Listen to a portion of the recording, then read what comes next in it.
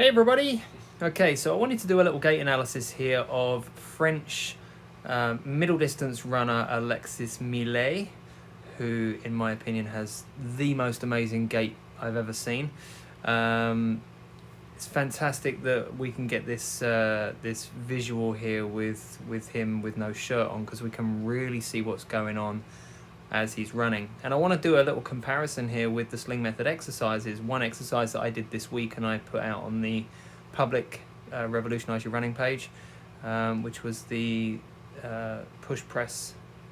So here we have Alexis Millet, and I'm going to just kind of run through. And you see right there, there we go, right there. You can see how he's laterally flexed to the left.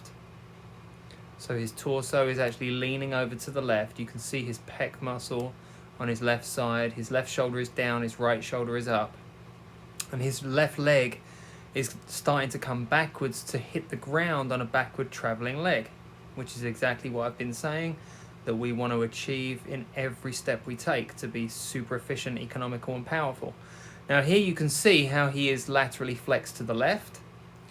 His torso is traveling in a right or a clockwise direction in rotation, and then he hits the ground, springs off the ground into this massive hip extension, and then he's ready to come in for his right side landing. Now here we'll be able to see that right leg terminal extension,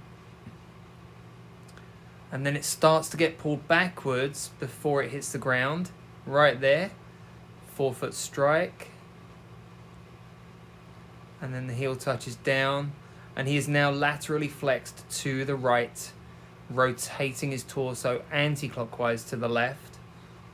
And there you can see the short lever with the left knee.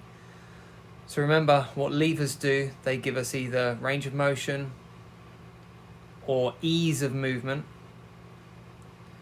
So here we see why the knee bends, because it creates a short lever, which means that it's going to move quicker.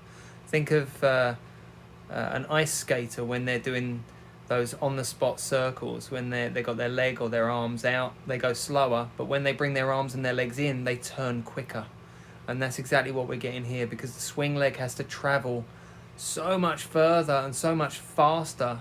When we create a short lever by bending the knee, we can get it to move quicker for less energy, and we can create this whipping action. Okay, so take it back a little bit. So he's wound up here, his right side shoulder is down, his left side shoulder is up, and this is the image I'm going to show when I show you the Sling Method exercise that relates to this. So right here, he's rotating to the left anti-clockwise, and then he's ready to bring that. See how the legs switch direction? So right here, as he starts to pull the right leg through, the left leg changes direction and starts to pull back. These are all opposite reciprocal movements. So now here you can see the left shoulder. See how down that left shoulder is and how up the right shoulder is. So that's creating that balance on the left leg. Remember, we have two legs and neither one of them are in the middle. We have to shift our torso. But look how steady the head is, how straight the head is.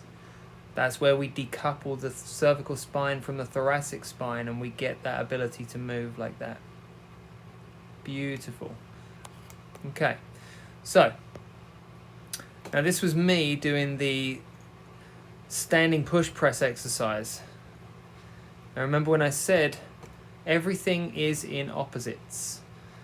So if you look at my right leg there where the green arrow is, my right leg is back. I'm just about to toe off, if I were in my gait cycle, of course.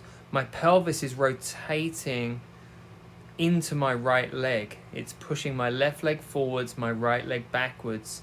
My right leg is pushing down into the ground. My right shoulder with the handle, with the bands, is down. My torso is rotating anti-clockwise to the left. So I've got this opposite movement with the shoulders, the torso, the pelvis, the legs, the arms. Everything is opposing. My right shoulder's down, my left shoulder's up. My thoracic spine is rotating anti-clockwise. My lumbar spine and my pelvis are rotating clockwise. Okay, then go to the next one and I'll show the forces right here. So here's my right shoulder down. Remember I showed you in Alexis Millet's gait cycle how his shoulders were displaced. So he's shifting his weight over to the standing leg. So in this case, with me doing this exercise, my right leg, the one with the red arrow, would be going backwards. My left leg, the one with the green arrow, would be going forwards. My right shoulder would be pushing down or pulling down towards my right leg to bring me over to my right leg. Remember I said we have two legs, neither one of them are in the middle. So I must shift my weight over to the leg which is on the ground. In this case would be my right leg, the one with the red arrow. And therefore my left shoulder must be up because that shoulder girdle is a seesaw action.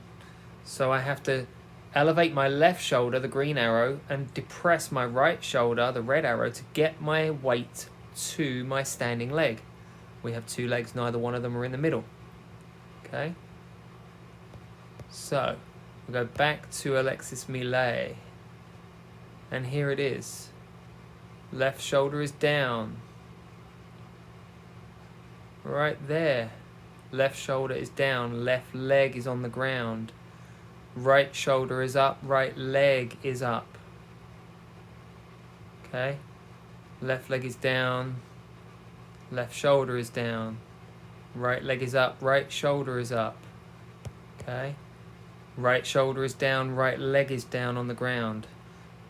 Okay, you can see the link here. You can see how these exercises create the forces that we want. These forces, the rotational torques.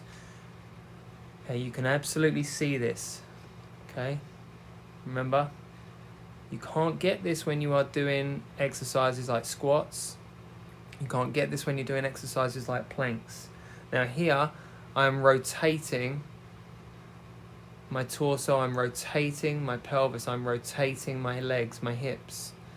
So I'm getting all of those forces, I'm creating all of those forces. Now these resistance bands, I've got about 120, 115, 120 pounds of resistance there.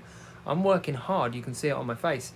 Now all of that force ends up in the right leg because the thing that's stopping me going backwards, because remember if I push something forwards, every action has a reaction, so my reaction to the action is to go backwards. So the thing that's stopping me from actually going backwards here, remember, every action has a reaction. My reaction to the action is the right shoulder driving forwards and dropping down. The reaction is my right leg having to work so much harder to stop me from going backwards towards the anchor point in the wall where the bands are, or that grey door that you see in the image. Okay, so as I push 120 pounds of force with my right arm, obviously the left side of my body has to do some work as well because it's all lever actions. But the reaction is that my right leg has to work incredibly hard to stop me from going backwards. Okay, so let's bring it back to Alexis Millet. And right here, his left leg is on the ground and he's pushing himself forwards. See how his left shoulder is going forwards and rotating round to the right. All right, so he's driving through with his torso and then he's pushing off with his left leg. He's driving through with the torso. See how the foot doesn't move, right? It pronates, it dorsiflexes, and then it's ready to drive off the ground. Okay? Right where that green arrow is exactly what I was just showing. Okay? So you can see how these exercises fit in with the moments of the gait cycle. And that's why the Sling method is so effective.